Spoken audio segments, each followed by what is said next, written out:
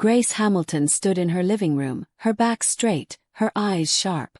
Across from her, Lydia Carter smiled, a smile colder than December frost.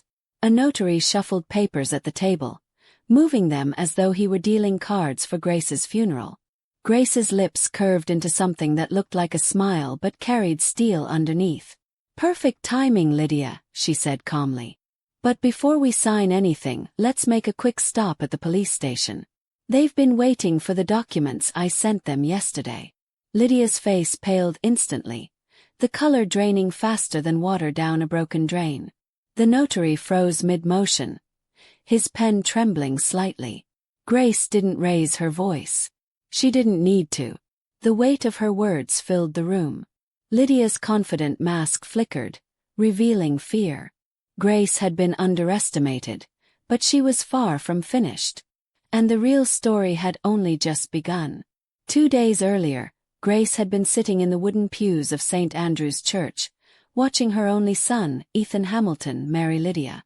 The church was the same place where Grace had married Ethan's father 35 years ago. The scent of lilies and candle wax drifted through the air, mixing with the sound of organ music. Grace wiped a tear from her eye, telling herself it was joy, though something inside her already whispered caution. Lydia looked radiant in her wedding gown, her veil glimmering under the sunlight streaming through stained glass windows. Grace thought maybe, just maybe, this was the beginning of peace. Lydia carried Grace's future grandchild. Surely that meant they could finally build a bond as family. Grace folded her hands tightly in her lap, willing herself to believe it. "She's beautiful," whispered a neighbor beside her. Grace nodded faintly, unaware that within days, beauty would reveal its sharpest teeth. The reception was held at the Charleston Country Club, a place Grace knew too well. She had worked there as a waitress decades earlier, scraping together tips to put Ethan through college. Now she returned not as staff, but as the mother of the groom. The chandeliers glowed above, and the tables shimmered with crystal glasses. Grace had contributed $15,000 to make this day possible. Money saved from her modest checks, from eating plain cereal, from walking to the grocery store to save gas. During dinner, Lydia stood at a table surrounded by friends. "Grace has been such a blessing," Lydia announced sweetly. "She's been living with us, helping with the down payment on our house. Such a generous mother-in-law." The women smiled politely, but Grace noticed their glances, pity mixed with judgment. They saw an old woman unable to manage alone. Grace's jaw tightened. That wasn't the truth. The truth was far different. 3 months earlier, Lydia had convinced Ethan that Grace's apartment wasn't safe. What if she falls? What if something happens and no one knows for hours? Lydia had pleaded with tears shimmering in her eyes. Ethan had nodded, anxious as always, and Grace had reluctantly agreed to move in, temporarily. But temporary stretched like elastic. The $15,000 she had given toward their house was suddenly described as a loan that would be paid back when things settled down. Grace knew better. Things never settled down when someone was busy spending your money. At the reception, Lydia raised her glass and continued. "Grace is practically family."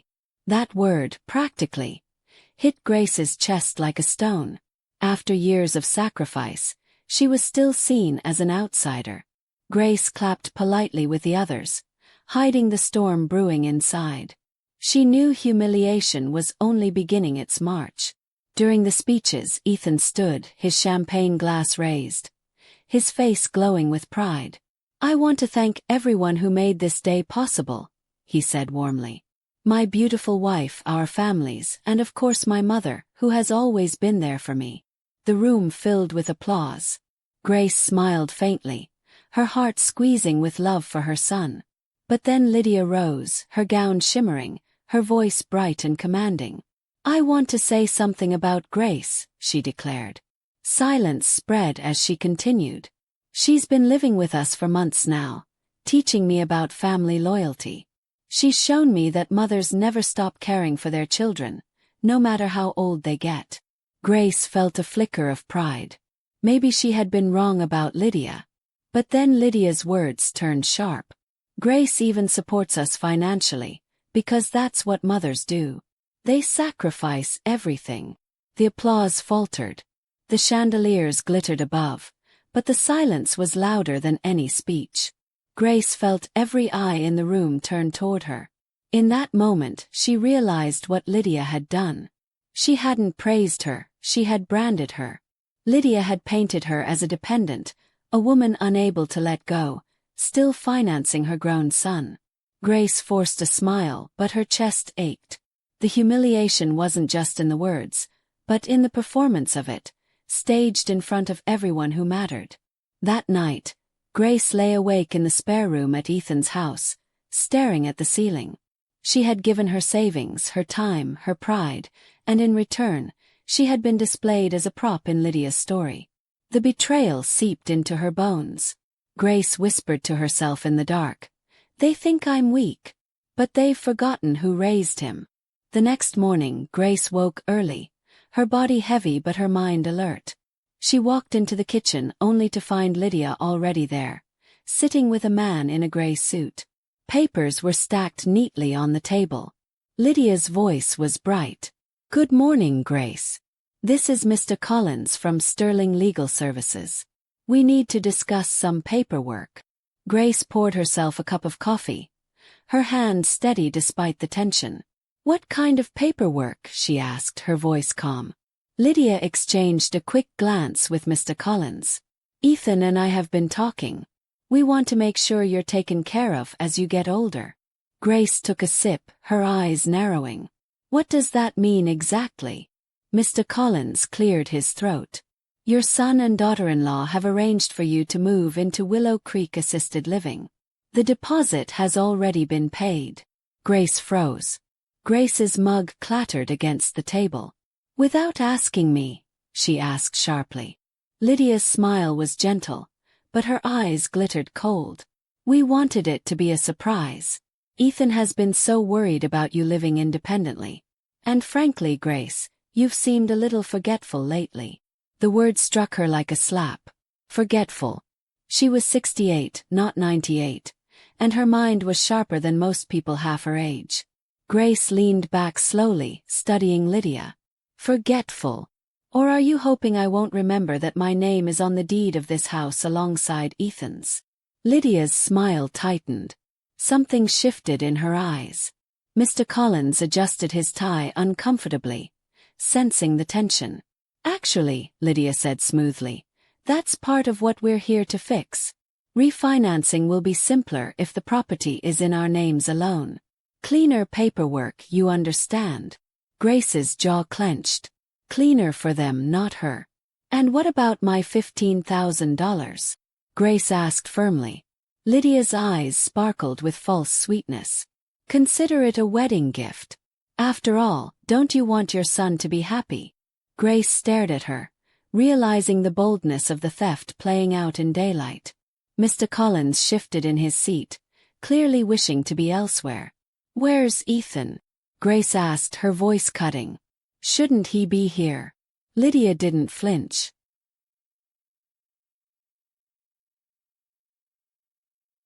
"He's at the gym. Financial matters make him uncomfortable. I promised him I'd handle everything. You understand, newlywed stress." Grace almost laughed. Ethan had always avoided confrontation, always hiding behind others to deliver bad news. At 12, he'd sent her a letter asking for a bike. At 17, his girlfriend had told her about the car accident he caused. And now, at 42, he had sent his wife to rob his mother. Grace's eyes hardened. "I'm not signing anything." Mr. Collins leaned forward politely. "Mrs. Hamilton, these documents are straightforward. You'd sign away your claim to the property in exchange for 1 year of covered living costs at Willow Creek." Grace's eyebrows lifted. 1 year. Her voice echoed with disbelief. "And after that?" Lydia shrugged delicately. "We'll cross that bridge when we come to it. Perhaps you'll love it so much you won't want to leave." Grace set her cup down slowly. The audacity was staggering. They had staged every part of this. The wedding, the speeches, the move into their home, just to strip her of her assets and independence. But Lydia had made a mistake. She had forgotten Grace's history. Grace had worked double shifts, survived widowhood, and raised Ethan alone. She was no stranger to battles. She looked Lydia straight in the eye and said evenly, "If you think I'll make this easy, you don't know me at all." Grace stood up from the table, her movements slow and deliberate. "I'll need time to think about this," she said firmly. Lydia's mask cracked for just a second before she quickly recovered. "Grace, Mr. Collins has other appointments today. It would be much more convenient if we could finalize this now." Grace's lips curved into a small, knowing smile. "I'm sure it would be convenient for you. But I won't be rushed into signing away my future." Mr. Collins exhaled in relief. "Of course, Mrs. Hamilton. Take all the time you need. These are significant decisions." Lydia's eyes hardened, but she said nothing more.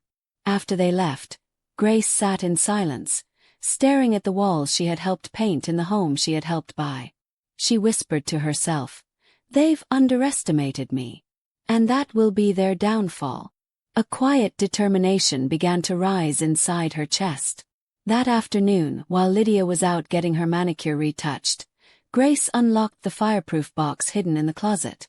Lydia had insisted it was safer stored there, but Grace knew what safer really meant, out of her reach.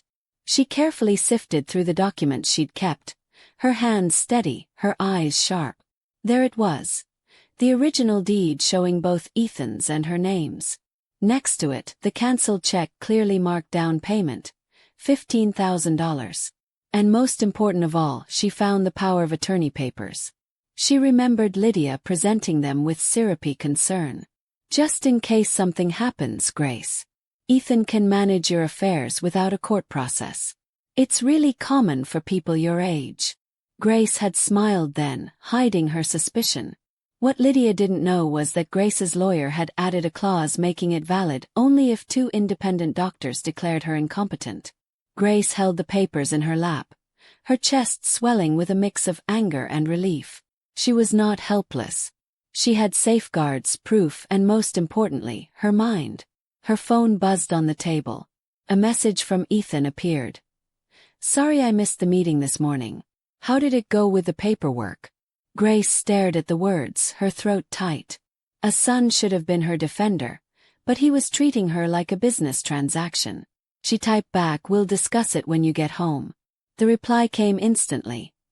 "Actually, I'm staying at Tom's tonight. Wedding recovery. Amanda can catch me up tomorrow." Grace sat frozen. Wedding recovery. He'd been married for less than 2 days, and he was already hiding from her. Or perhaps he was hiding from what they'd tried to do. She placed the phone down and whispered, "My son, my betrayer." That evening, Lydia returned with glossy nails and Chinese takeout. They ate in strained silence. Finally, Lydia spoke, her tone dripping with patient manipulation. "Grace, I hope you know everything we're doing is out of love. Ethan worries about you constantly. This arrangement would give him such peace of mind." Grace chewed slowly, her eyes fixed on Lydia. "I'm sure it would," she said evenly. Lydia brightened. "Willow Creek is wonderful. They have activities, social hours, even a library. You'd meet people your age." Grace's lips twitched. "People my age," she repeated softly. Lydia nodded. "Of course.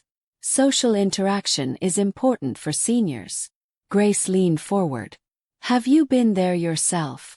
Lydia beamed. "Yes, Ethan and I toured last month. Spacious rooms, attentive staff. It's the best place for someone with your needs." Grace set her chopsticks down. "And what exactly are my needs, Lydia?" Question hung heavy.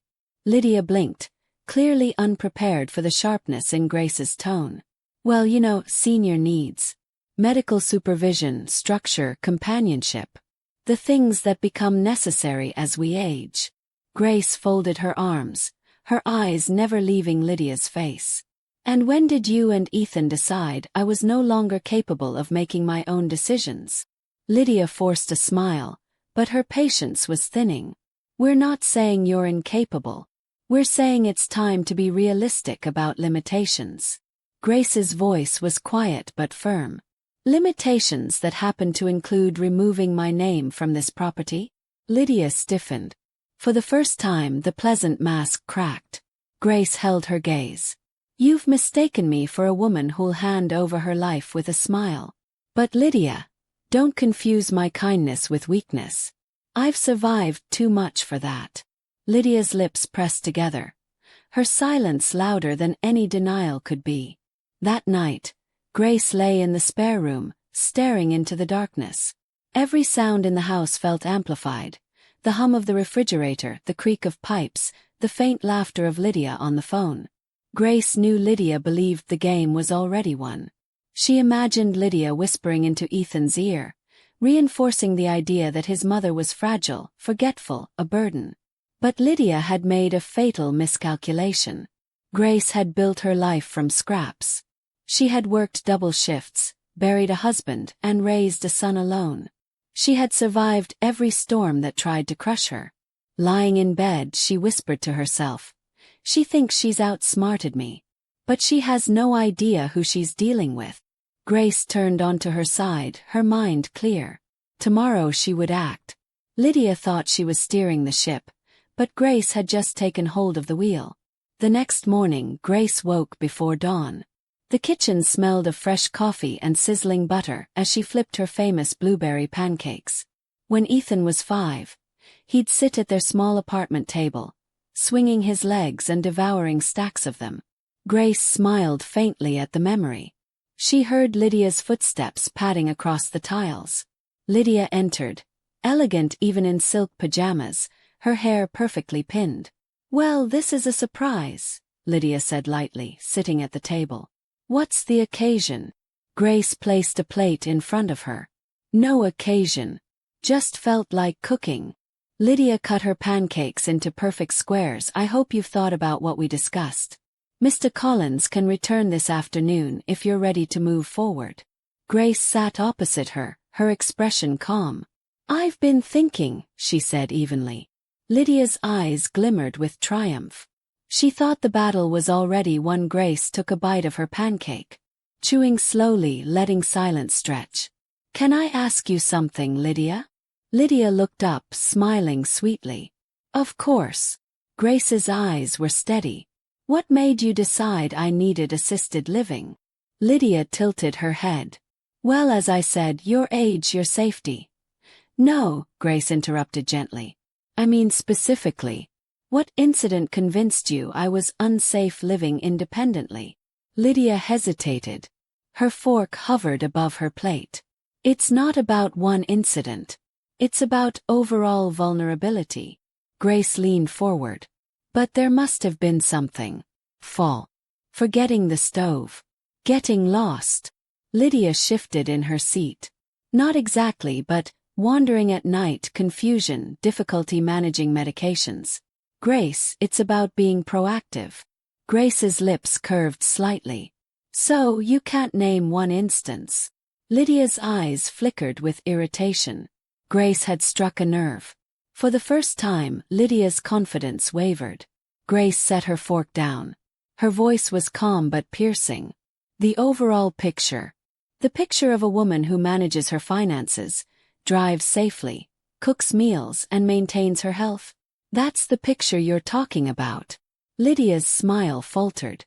Grace continued. "You convinced me my apartment wasn't safe. Yet I lived there for 12 years without a single problem. Why now?"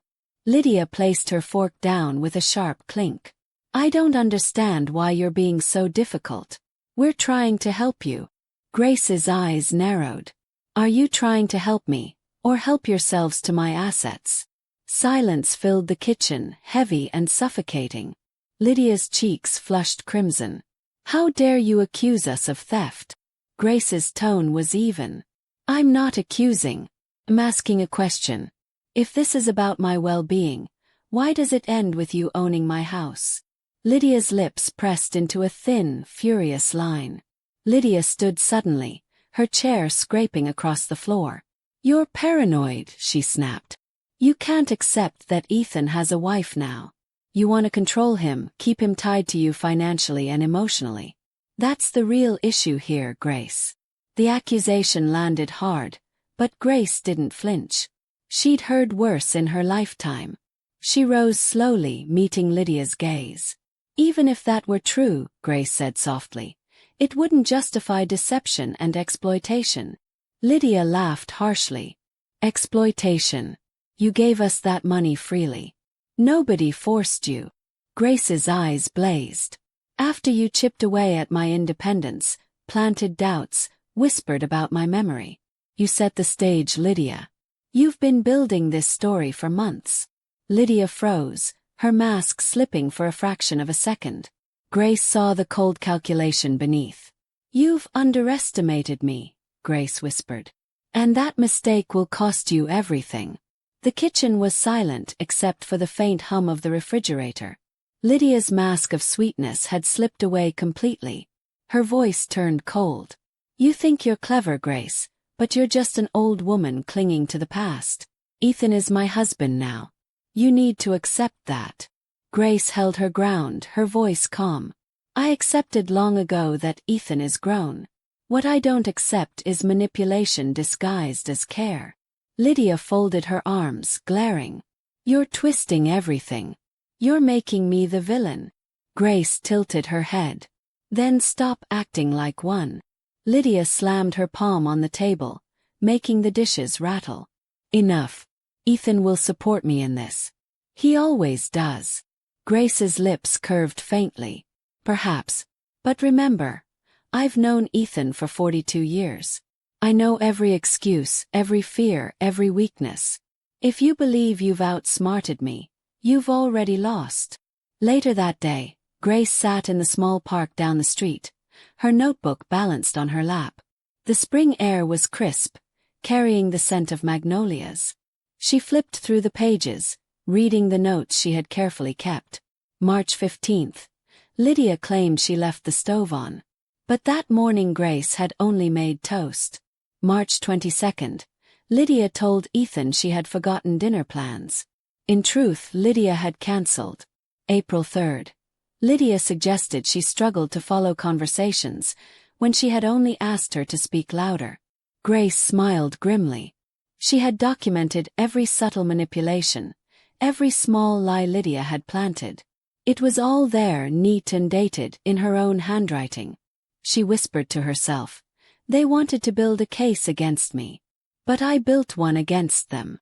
For the first time in days, Grace felt a calm certainty settle into her bones. That evening, Ethan returned home, tired and restless. Grace sat in the living room waiting. We need to talk, she said, her voice steady. Ethan rubbed his neck. Mom, Lydia told me you were difficult with Mr. Collins. Why can't you just trust us? Grace's heart ached at the word trust. Trust is earned, Ethan. And what you're asking me to do is surrender my independence for nothing. Ethan sighed. It's not nothing. You'll be safe, cared for. For 1 year, Grace interrupted sharply. After that, what happens? I'm left penniless while you and Lydia own everything. Ethan frowned, his eyes darting away. Lydia explained. Grace leaned forward. I don't need Lydia's explanations. I need my son to look me in the eye and tell me he's not selling out his mother. Ethan opened his mouth, but no words came. Grace saw the truth written on his face.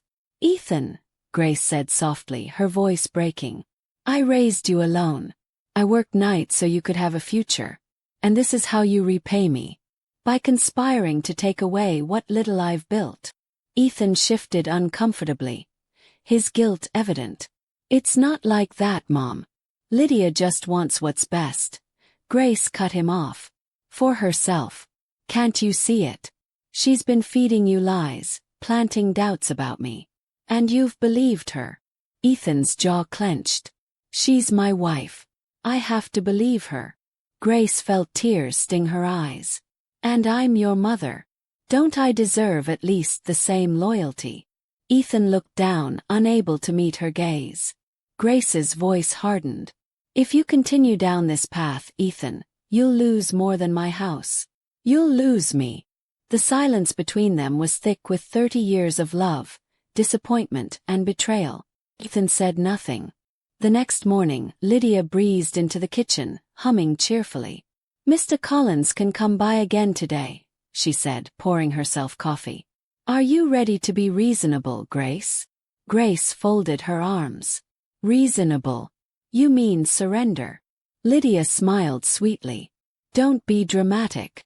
It's just paperwork." Grace's eyes locked onto hers. "Then why are you so desperate for me to sign?" Lydia's smile faltered for a fraction of a second. "Because it's best for everyone," she said quickly. Grace leaned forward. "Best for everyone, or best for you?" Lydia slammed her cup down. "You're impossible." Grace rose slowly, towering over her. "No, Lydia. I'm unbreakable. And if you keep pushing, you'll find out just how strong I can be." Lydia's face twisted with anger, but she said nothing more. Grace knew she had struck a nerve. The game had shifted. Lydia was no longer in control of the board. Grace decided it was time to act. She called her lawyer Mr. Jennings, a man she had trusted for years. "I need your help," she said over the phone. "My daughter-in-law and son are trying to pressure me into signing away my rights." Mr. Jennings's voice was calm but firm. "Grace, do not sign anything. Bring me all your documents tomorrow. We'll take it from there." Grace exhaled in relief. "Thank you. I knew I wasn't crazy." That evening she sat quietly, watching Lydia and Ethan laugh together on the couch. Lydia leaned into him, whispering,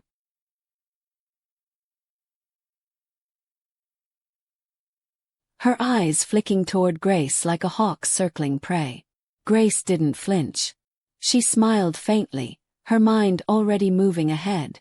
They thought they had cornered her, but in truth, she was setting the trap. Soon Lydia's sweet words and careful lies would crumble under the weight of evidence and the law. The following morning, Grace dressed in her best navy suit, the same one she had worn for Ethan's college graduation. She slipped the deed, the cancelled check, and her notebook into her bag. As she prepared to leave, Lydia appeared at the doorway, arms crossed. "Where are you off to, Grace?" Grace smiled politely. "Just a little errand." Lydia narrowed her eyes. "With that bag? You're hiding something." Grace chuckled softly. "I'm too old to hide, Lydia. I prefer to confront." Lydia stepped closer, her voice sharp. "Don't you dare do anything to sabotage this family." Grace's eyes turned to steel. "Family? Family doesn't manipulate and steal. What you've built isn't family, it's fraud." Lydia's cheeks flushed red. "You'll regret crossing me." Grace brushed past her calmly. "No, Lydia. You'll regret underestimating me." She walked out the door with her head high, determination burning in every step. At Mr. Jennings's office, Grace laid the documents neatly on his desk. He adjusted his glasses, scanning them with care. "This is good," he said, tapping the deed. "This proves your ownership. And this check, excellent evidence. And the power of attorney clause. Smart move, Grace. Very smart." Grace sat quietly, her hands folded in her lap. "They think I'm weak," she murmured. Mr. Jennings shook his head. "You're far from weak. What they're doing is coercion and financial abuse. If they keep pressing, we'll have grounds for legal action." Grace felt her chest loosen for the first time in days. "I don't want to destroy my son," she whispered. Mr. Jennings leaned forward gently. "You're not destroying him. You're protecting yourself. If Ethan chooses to follow Lydia, that's his choice. But you don't have to hand her the knife." Grace nodded slowly. The war was just beginning. When Grace returned home, Lydia was waiting in the living room, her arms crossed, her expression tight. "Out early," Lydia said coolly. "Where were you?" Grace smiled faintly. "Taking care of my business." Lydia's eyes narrowed. "Your business is our business now." Grace walked past her, setting her bag on the table. "No, Lydia. My business is mine. Always has been, always will be." Lydia followed her, her voice rising. You're ruining everything. Do you know how hard Ethan works? Do you know the stress you cause? Grace turned sharply. Stress. I carried that boy on my back for 42 years. I worked nights, skipped meals, and bled for him. Don't you dare talk to me about stress. Lydia's mouth opened, but Grace's voice cut through like thunder. You've been feeding him poison. But hear me, Lydia, I won't drink it. Not today, not ever. That evening, Ethan came into Grace's room. His expression conflicted. Mom, Lydia says you're being unreasonable. Why are you fighting us? Grace sat calmly on the edge of the bed, her hands resting in her lap. Because I refuse to let you strip away my dignity. Ethan shifted uncomfortably. You're overreacting. Grace's eyes softened. Ethan, when you were 12, you wrote me a letter asking for a bike because you were too afraid to ask directly. Do you remember? Ethan's face reddened. I guess. Grace continued, her voice gentle. You've always avoided confrontation. And now you're doing the same, hiding behind Lydia. But this isn't about avoiding discomfort. This is about my life. Ethan swallowed hard, looking down at his shoes. Grace's voice steadied. You can choose to stand with me, Ethan. Or you can stand against me. But understand this, I will not bend. The next morning, Grace sat at the kitchen table sipping tea. Lydia entered, perfectly dressed as always, her smile razor-sharp. Mr. Collins called, she said sweetly. He wants to finalize everything today. Grace didn't flinch. Then tell him I'm not available. Lydia blinked. Excuse me. Grace looked up calmly. You heard me. I'm not signing, not today, not ever. Lydia's eyes narrowed. Grace, this is happening whether you like it or not. Ethan and I have already made arrangements. Grace set her cup down. You've made arrangements for a woman who doesn't exist. I am not weak, I am not forgetful, and I will not be erased. Lydia leaned closer, her voice a hiss. You're standing in the way of your son's future. Grace's eyes blazed. No, Lydia. You're standing in the way of mine. The silence that followed crackled with fury. Neither woman blinked. The war was declared. Grace decided to give Lydia a taste of her own medicine. That afternoon, when Ethan returned from work, she greeted him warmly. Ethan, could you spare a moment? He sat down looking wary. What is it, Mom? Grace smiled faintly. I wanted to talk about your future. About how Lydia has been handling things. Ethan shifted, uncomfortable. Mom, don't. Grace raised a hand. Just listen. I've kept records. Every time Lydia claimed I was forgetful, every time she twisted the truth, I wrote it all down. Dates, details, witnesses. Ethan's eyes widened. You kept notes. Grace nodded. Yes, because I knew this day would come. I didn't want to believe it, but here we are. Ethan rubbed his temples. This is insane. Grace's voice softened. No, Ethan. What's insane is asking your mother to sign away her life for 1 year of rent in a retirement home. Later that night, Grace overheard an argument in the hallway. Lydia's voice was sharp. She's lying, Ethan. She's making things up to turn you against me. Ethan's voice was lower, uncertain. But what if she's telling the truth? She had documents. Lydia snapped. She's manipulating you. That's what controlling mothers do. Grace sat silently in her room, her heart breaking and swelling all at once. She didn't want to divide Ethan's loyalties, but she couldn't stand back and watch him be consumed by Lydia's ambition. She whispered to herself, this isn't just about the house. It's about his soul. She closed her eyes and prayed silently for strength. Outside her door, Lydia's heels clicked furiously across the floor. Grace could almost see the fury burning in her daughter-in-law's eyes.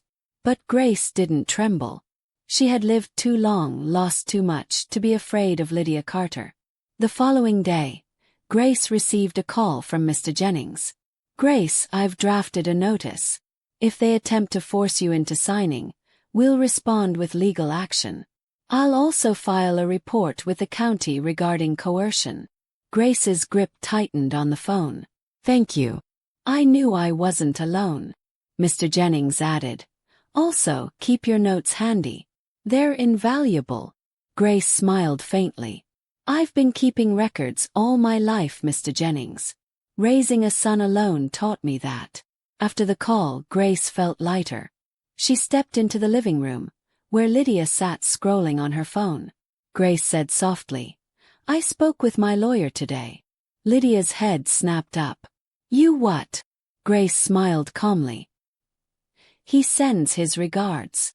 Lydia's lips pressed into a thin line. For the first time, Lydia seemed rattled.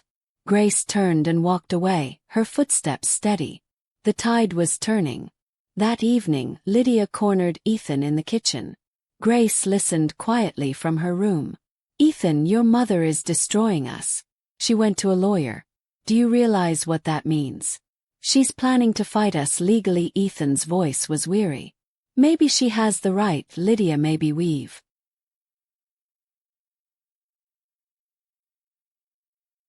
been too pushy. Lydia gasped. Pushy? I've sacrificed everything for you. And now you're taking her side. Ethan groaned. I'm not taking sides. I'm trying to keep peace. Lydia's voice grew cold. Peace doesn't build futures, Ethan. Ownership does. That house should be ours. Grace closed her eyes, her chest tightening. Hearing Lydia's greed laid bare only confirmed everything. She thought, this isn't love for Ethan. This is possession. Grace stood by the door, her hand on the knob, tempted to burst in. But she didn't. Not yet. Timing, she reminded herself, was everything in a battle like this. The next morning, Grace made breakfast quietly. Ethan walked in, looking haggard. Mom, he said, rubbing his face. Lydia thinks you're trying to ruin us. Grace set a plate before him. No, Ethan. I'm trying to protect myself.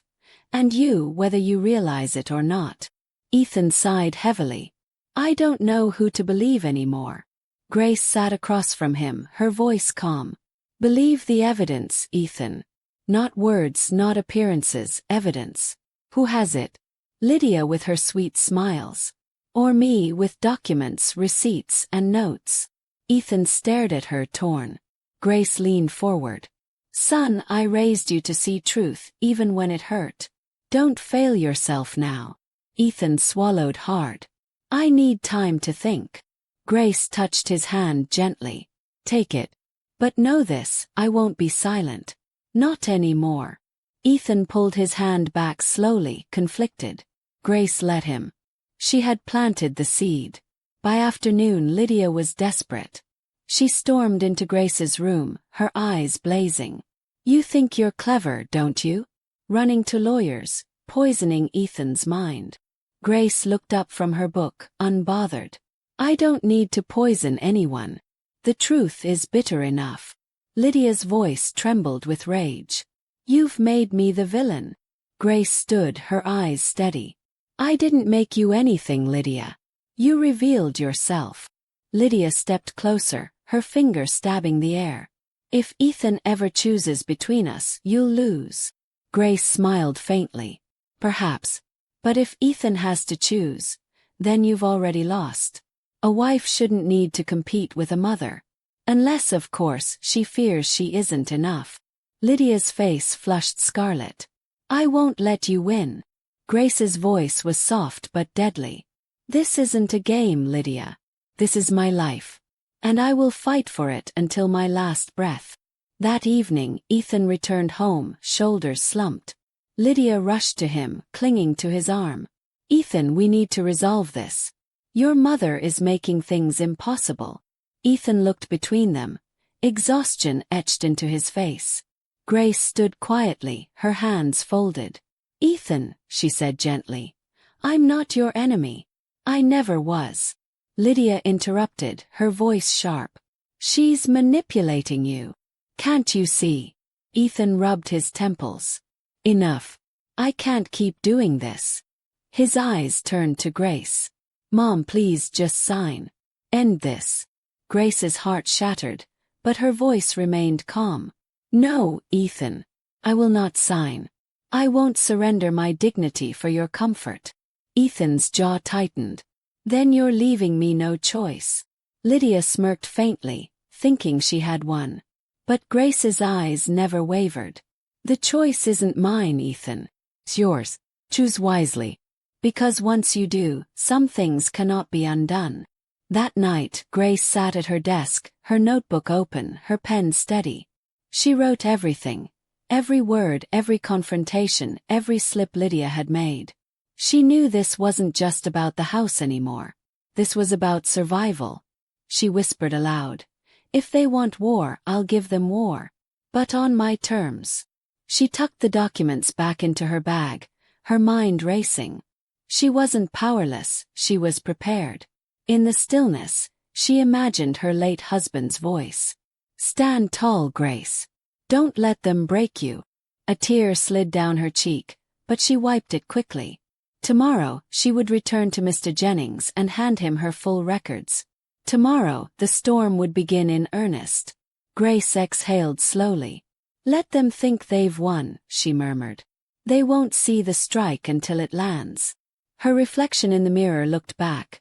Tired, determined, unbreakable. The next morning, Grace surprised Lydia by greeting her with a smile. Good morning, she said cheerfully. Lydia blinked, suspicious. You're awfully bright today. Grace poured herself tea. Why shouldn't I be? It's a beautiful day. Lydia studied her carefully. You're planning something. Grace chuckled softly. And you're afraid of what it might be. Lydia's eyes narrowed. I'm not afraid of you. Grace sipped her tea calmly.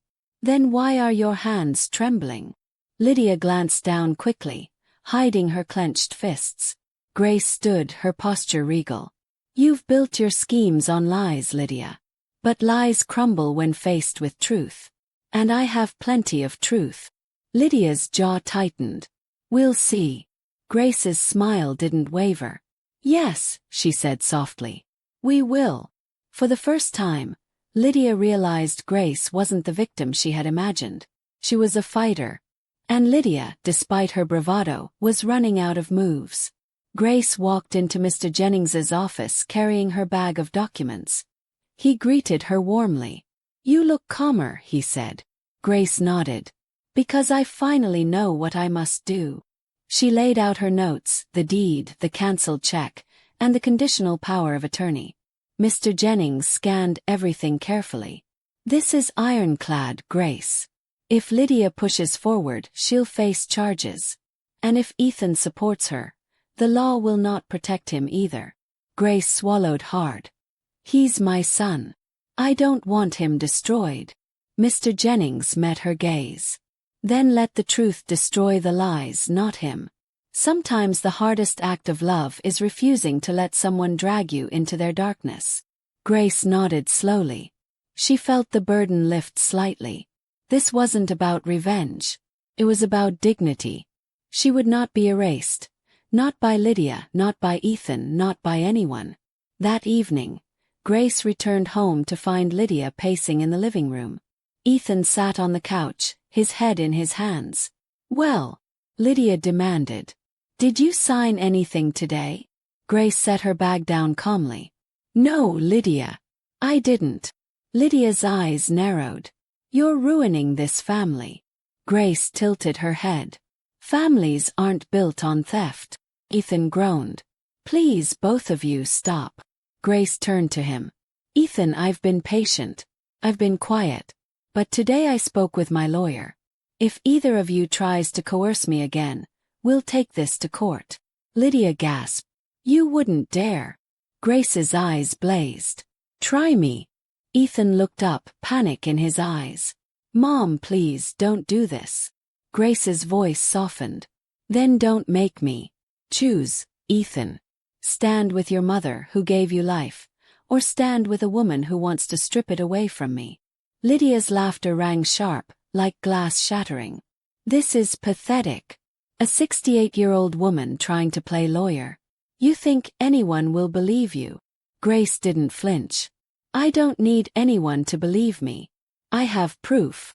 She pulled out her notebook, flipping it open. March 15th, you said I left the stove on. Except I made toast. March 22nd, you told Ethan I forgot dinner plans, though you cancelled yourself. April 3rd, you claimed I couldn't follow a conversation when I simply asked you to speak louder. Lydia froze, her smirk vanishing. Ethan's eyes darted between them, his face pale. Is this true? He whispered. Grace continued, her voice unwavering. April 18th, you told the neighbor I got confused about the day. You failed to mention I had the flu. Ethan turned to Lydia, shock in his voice. Did you? Lydia. Lydia's silence was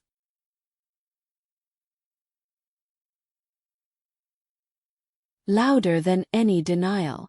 Ethan stood slowly, staring at his wife. Lydia, did you make all this up? Lydia's lips trembled, but her pride wouldn't let her admit defeat. I was protecting us, Ethan. Your mother is manipulative. She wants to control you. Grace cut in sharply. Control. I gave him everything. I sacrificed so he could stand where he is today. And what have you given him, Lydia? Greed. A trap disguised as care. Ethan rubbed his face, his voice breaking. I don't know what to believe anymore. Grace's eyes softened. Then believe your own heart, Ethan. Ask yourself, who benefits from this arrangement? Who loses? Silence filled the room. Ethan looked at Lydia, then at his mother. For the first time, doubt clouded his loyalty. Lydia's face hardened. Don't let her twist you. We need that house. The words slipped out before she could stop them. Ethan froze. You need the house. Ethan repeated slowly. Lydia backtracked quickly. I mean, we need stability. For the baby. Grace's eyes flashed. For the baby, or for your greed? Lydia glared at her. You don't know what it takes to build a life with someone. Grace's voice thundered. I built a life alone. I buried a husband, worked 2 jobs, and raised Ethan without help. Don't talk to me about sacrifice, Lydia. You've never known it. Ethan's head dropped into his hands. Grace's chest tightened, but she didn't relent. Lydia's mask had cracked too far now. Her desperation showed. Grace whispered. The truth always reveals itself. No matter how carefully you bury it. Lydia's face twisted with rage. But Ethan's expression was shifting. For the first time he was truly seeing his wife. Grace felt the tide pulling in her direction. Quietly, she prayed Ethan would choose light. The next morning, Grace awoke to find Ethan sitting at the kitchen table, staring into a cold cup of coffee. His face was pale, his eyes hollow. Grace sat across from him. Ethan, she said softly. He lifted his eyes, pain etched across his features. Mom, I don't know what to do. Lydia says one thing, you say another. I feel torn apart. Grace touched his hand gently. You're not a boy anymore, Ethan. You're a man. And men must choose wisely. Not everything in life gives you both love and loyalty. Sometimes you must pick one. Ethan swallowed hard. What if I lose her? Grace's eyes softened. Then you'll survive. What if you lose me? Can you live with that? Ethan's lip trembled. I don't want to lose either of you. Grace sighed. Sometimes, son, you don't get that choice. Sometimes the choice is made for you. That evening, Lydia stormed into the room, fury in her eyes. Ethan, are you seriously doubting me because of her? She's manipulating you. Ethan raised his hand. Enough, Lydia. I've heard enough. Lydia's jaw dropped. You can't be serious. Ethan stood, his voice shaking. I listened to you. Believed you. But the way you've spoken about the house, the way you twisted things. I can't ignore it anymore.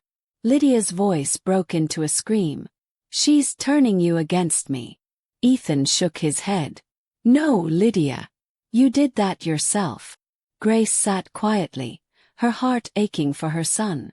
Lydia's face twisted with desperation. If you walk away from me, Ethan, you'll regret it. You'll lose me. Ethan's voice cracked. Then maybe I already have. Lydia's eyes filled with tears, but they were tears of rage, not love. She spun on her heel and stormed out. The house was silent after Lydia's departure. Ethan sank into a chair, his face buried in his hands. "Mom," he whispered. "What have I done?" Grace sat beside him, her hand resting gently on his back. "You trusted the wrong person. That's not your failure, it's your lesson." Ethan's shoulders shook with quiet sobs. "I thought she loved me." Grace's voice was soft but firm. "She loved what you could give her. There's a difference." Ethan looked at her, tears streaming. "Can you forgive me?"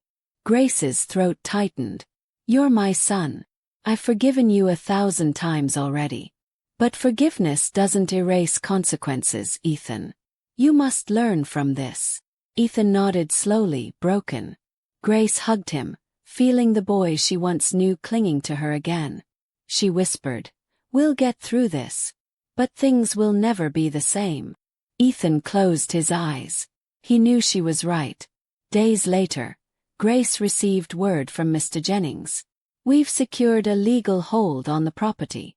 Neither Ethan nor Lydia can alter ownership without your consent." Grace smiled faintly. "Thank you." She hung up and looked around the house she had helped build. It no longer felt like a trap. It felt like victory. Ethan walked in, his face still weary but calmer.